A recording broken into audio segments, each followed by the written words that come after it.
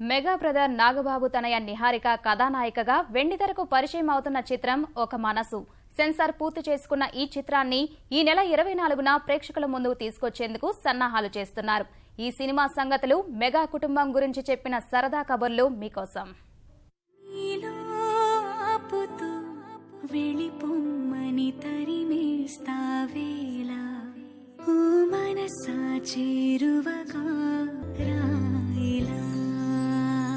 Anchoring తర్వాత మిమ్మల్ని transform చేసుకొని నౌ యూ బికేమ్ హీరోయిన్. అదెలా ఉంది, ఇదెలా ఉంది? If you just compare both of them. TV షోలో ఏంటంటే నాకు ఒంట్లో బాగాలేకపోయినా ఎంత నీరసంగా ఉన్నా ఆ షోకి వచ్చిన తర్వాత నేను హైపర్గానే ఉండాలి. నేను అలా అరవకపోతే అక్కడ పిల్లలకి వాళ్ళకి ఎవరికి అంత ఎక్సైటింగ్గా ఉండదు. సో అది చేయాలి. అండ్ సినిమా ఏంటంటే ఇట్స్ స్క్రిప్ట్, నాకు ఇచ్చింది ఒక గివెన్ స్క్రిప్ట్, నేను ఆ క్యారెక్టర్ లాగానే యాక్ట్ చేయాలి, అలాగే ఉండాలి అనేది. కాబట్టి రెండు డిఫరెంటే. నాకు యాంకరింగే కష్టం అనిపించింది. హ్యూజ్ కమర్షియల్ వాల్యూస్ ఉండి అంత స్టార్డమ్ ఉన్న ఫ్యామిలీలో ఉండి ఒక soft spoken, soft tender love story చేయడానికి రీజన్. ఒక్క మంచి స్టోరీ వినిన తర్వాత సంధ్య క్యారెక్టర్ అనేది నాకు ఒక నెక్స్ట్ 2-3 డేస్ వరకు నన్ను హాంట్ చేస్తూనే ఉండేది. అలా మీకు సినిమా చూసాక కూడా డెఫినెట్గా అనిపిస్తుందని నా నమ్మకం. ఎందుకంటే నేను ఈరోజు కథ విన్నాను, నెక్స్ట్ 2 డేస్ తర్వాత కూడా నేను సంధ్యలాగే ఆలోచన స్టార్ట్ చేశాను. బబ్లీ అలా చేయకూడదు, అలాంటి క్యారెక్టర్ వస్తే చేయను అని కాదు, కానీ ఈ క్యారెక్టర్లో ఇంకా ఇంటెన్సిటీ ఉందనిపించింది. సో ఫస్ట్ మూవీలో ఇలాంటి ఒక ఇంటెన్సిటీ ఉన్న క్యారెక్టర్తో చేస్తే మీరు ఇప్పుడు అన్నారు కదా ప్రౌడ్గా ఉన్నారని, ఆ ఫీలింగ్ రావడానికి చేశాను. మీరు ఎక్కువ మీ ఫ్యామిలీలో అంటే బాగా క్లోజ్గా మీకు ఇష్టమైన పర్సన్స్ ఎవరైనా 2 మెంబర్స్ చెప్పరా? అంటే మా నాన్న ఇంకా మా అన్న కాకుండానా చరణకి చాలా క్లోజ్. అంటే మా అన్న ఎంత ఓన్ బ్రదర్ అయినా చరణ్ మా పెద్దన్న కొడుకైనా నాకు ఏ రోజు అలా అనిపిలా. ఓన్ బ్రదర్ లాగా. ఇప్పుడు కూడా మూవీ ఓకే అయిన తర్వాత ఇంకేం వింటున్నావు స్క్రిప్ట్స్, ఈ స్టోరీ ఎలా ఉండింది అని చాలా కేరింగ్గా అడుగుతాడు క్వశ్చన్స్. అండ్ నాతో ఇంటరాక్షన్లో కూడా అన్నలు ఎలాగా ఏడిపిస్తారు అలాగే చెల్లెలు అంటే చాలా ప్రొటెక్టివ్గా ఉంటారు. కాబట్టి ఆ 2 షేడ్స్ చరణంలో ఉన్నాయి. సో చరణ్ నాకు చాలా క్లోజ్. అండ్ హృదయమా కలుసుకో నాలో ప్రణయమా కలుపుకో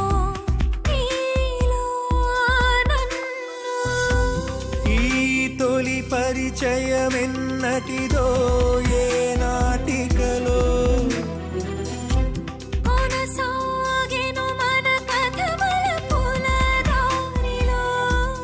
మీరు యాక్ట్ చేసినప్పుడు ఏదైనా సీన్ టిపికల్గా ఫీల్ చేసిన సీన్ ఏమైనా ఉందా? గ్లాస్ దగ్గర సీన్ అనమాట. కళ్ళు కొంచెం వెట్ ఉండాలి. సో ఫస్ట్ టేక్లో అలాగా వచ్చింది. ఒక సెకండ్ కెమెరా ఏదో ఉండింది, లేదు ఇంకో యాంగిల్లో తీసుకుందాం అన్నారు. అంతే, సెకండ్ టేక్ నుంచి కంట్లో ఒక్క చుక్క వాటర్ రాట్లా. సార్ నా వల్ల కావట్లేదు సార్, వాటర్ రావట్లేదు అని. బట్ చాలా ఇంపార్టెంట్ సీన్ అది మూవీలో. సో ఏంటంటే దెన్ శౌర్య పిలిచి పక్కకి తీసుకెళ్ళి నథింగ్ మూవీ గురించి అబౌట్ సూర్య సంధ్య ఒక 1/2 minute మాట్లాడితే వెంటనే కంట్లో నీళ్ళు వచ్చాయి. సార్ షార్ట్ రెడీ సార్ అని పరిగెట్టుకొని వెంటనే షార్ట్ చేసేసి, అదొక్కటి ఏంటంటే నేను ఫర్ అ మినిట్ అలా కొంచెం అవుట్ వెళ్ళిపోయినట్టు అనిపించింది. చాలా స్క్రిప్ట్స్ విన్నారు మీరు. డెసిషన్ మేకింగ్ అనేది మీరు మాత్రమే చేస్తారా? మీ తర్వాత ఎవరు చేస్తారు ఫస్ట్? నా తర్వాత అని కాదు, బట్ టుగెదర్ నేను నాన్న చేస్తాం. మాకు కూడా కొంచెం అనిపిస్తుంటే అమ్మ. యూజువలీ అన్న ఏంటంటే నా ఫస్ట్ సినిమా వింటున్నప్పుడు వారణన లేడు, ఊర్లో కంచె షూటింగ్లో ఉన్నాడు. డీజే జరుగుతున్నప్పుడు ముకుంద షూటింగ్లో వైజాగ్లో ఉన్నాడు. సో బేసిక్లీ నా లైఫ్లో సినిమాలో జరిగిన పెద్ద డెసిషన్స్ అన్నీ మా అన్న లేడు అనమాట ఊర్లో.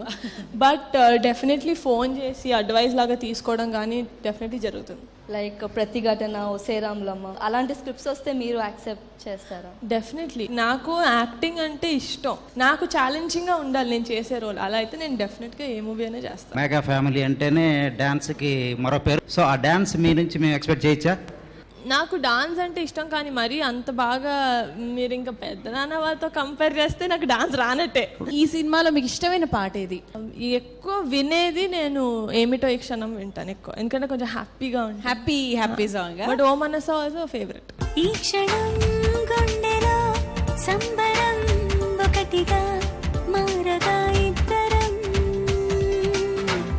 గాలిలో తేలటం ప్రేమలో మునగటం ఎంత బాగుందిలే పరవశం. ఆ మనసును తొలకరి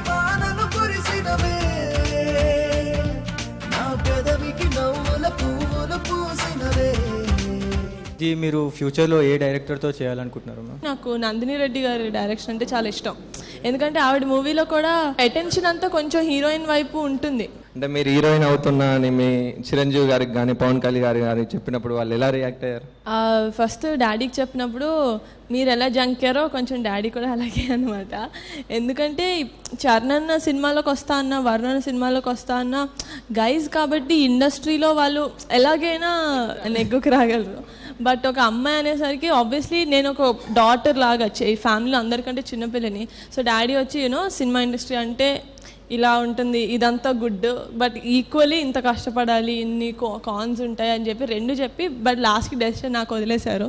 మీ ఫ్యామిలీలో నార్మల్గా మీ హీరోస్తో కాకుండా బయట హీరోస్తో చేయాలనుకుంటే మన కథ ఇంపార్టెంట్ ఉండాలి, మన రోల్ ఇంపార్టెంట్ ఉండాలి. సో నాకు హీరో అనేది నేను ఇలాంటి హీరోతో యాక్ట్ చేయాలి వావాల ఏం లేదు, కానీ డెఫినెట్లీ మా అన్న పక్కన మాత్రం సిస్టర్లాగా యాక్ట్ చేయాలంది. కొత్తగా ఉంది నీ వల్లే, ఏమిటి వింత నమ్మలేనంత ఆదమరుపంత నీ వల్లే, ప్రేమనే హాయిలో పెదవికొక పిలుపు దొరికినది, అడుగు అడుగుకొక మలుపు దొరికినది, క్షణముకొక గెలుపు దొరికినది, ఒకరికొకరికొక తోడు దొరికినది. మీరు మీ నాన్నగారు చెప్పిన అబద్ధం ఏమైనా ఉందా పెద్దది, ఇప్పటి వరకు ఏమైనా తెలియని విషయం? చాలా పెద్దది ఏంటంటే నేను మా నాన్న ఏడిపిస్తూ ఉంటాను మేడం. మా నాన్నకి చిన్నప్పుడు హిందీలో ఎప్పుడో ఫెయిల్ అయ్యారు అనమాట. సో అది ఎప్పుడు పట్టుకొని ఏడిపిస్తూ ఉంటాను. 11th క్లాస్లో నేను మ్యాథ్స్ ఫెయిల్ అయ్యాను అనమాట. ఇప్పటివరకు ఎవ్వరికి తెలియదు ఇంట్లో, ఇప్పుడు మీ ద్వారానే తెలిసింది. Thank you. ఎస్ఎస్సి అయితే ఇయర్లీ ఉండేది కదా, నేను సిబిఎస్ఈ చదివాను 11th and 12th, అందుకని కాలేజ్లోది గుట్టు రట్టవ్వకుండా కాలేజ్లోనే ఉండిపోయింది అనమాట. వరుణ్ తేజ్ గారితో మీ ఏమైనా అనుబంధం కానీ ఎలాంటిదైనా మాకు వినాలని ఉంది. వరుణ్ అన్న అని పిలుస్తాను, అన్న వరుణ్ అన్న. అప్పుడప్పుడు చిన్నప్పుడైతే అసలు చెప్పక్కర్లేదు. ఎవరైనా చిన్నప్పుడు రెస్లింగ్ మ్యాచెస్ చూసారా? WWF లాంటివి. మేమిద్దరం అది మంచం మీద ఆడుకునే వాళ్ళం. చిన్నప్పుడైతే ఎక్కువ పర్సనల్ విషయాలు అలా షేర్ చేసుకోవడం లేదు. ఇప్పుడు మూవీ ఓకే అయిన తర్వాత ఆర్ డీజే స్టార్ట్ అయిన తర్వాత నన్ను బయటకు తీసుకెళ్ళడం, నాతో ఇంకా పర్సనల్గా మాట్లాడడం, ఇంకా సినిమా ఏం చేస్తున్నావు, ప్రాపర్గా ఒక నాన్న చెప్పనివి, అమ్మ చెప్పనివి, అన్న చెప్పేవి కొన్ని ఉంటాయి. అది మా అన్న ఖచ్చితంగా చెప్తున్నాడు. పెదనాన్నగారు 150th మూవీపై మీ ఒపీనియన్ అండ్ అందులో మీకు ఛాన్స్ వస్తే మీరు యాక్ట్ చేస్తారు? నేను ఛాన్స్ అడుక్కొని మరి చేసే కంటే నేను అది కూడా నేను మైండ్ చేయను. నేను వెళ్ళి అడుగుతాను, ప్లీజ్ డాడీ ఇలా నుంచి ఉంటే నేను అలా వాక్ చేస్తాను స్క్రీన్లో, నాకు అది చాలు. మా కోసం ఏదైనా ఈ మూవీలో నుంచి ఒక డైలాగ్. ప్రేమకు చావలేదంటారు కదా సార్, అలాంటప్పుడు చచ్చేంత ప్రేమ ఎలా పడుతుంది? అదే ప్రేమకు చావలేదంటారు కదా సూర్య, అలాంటప్పుడు చచ్చేంత ప్రేమ ఎలా పుడుతుంది?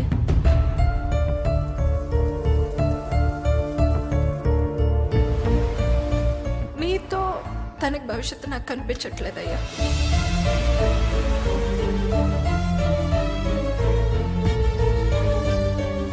నేను కాకుండా నీకు ఇంకో జీవితం ఉంది సంధ్య.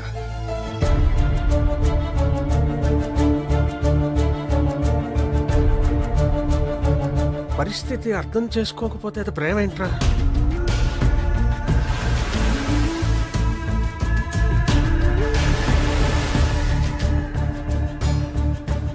నీ మీద ప్రేమ చావదు, ఇంకొకరి మీద ప్రేమ పుట్టదు సూర్య.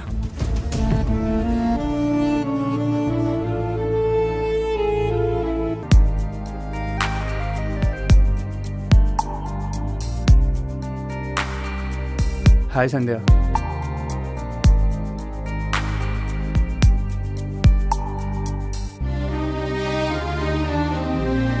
ఇష్టం గట్టిగా ఉంటుంది అమ్మాయి.